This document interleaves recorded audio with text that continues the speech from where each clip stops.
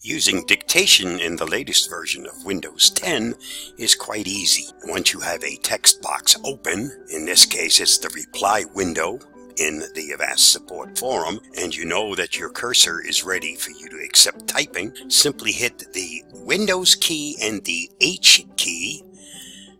Once that's done, you can now start with dictation.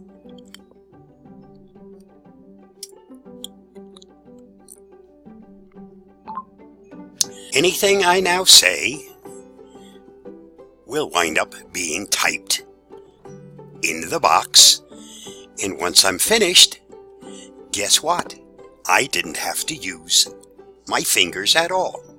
Isn't this nice and simple? The only thing left to do is to fix the typing errors. A simple little demonstration. Let's hope this makes life easier for you. Stay safe, be free. I hope this helps.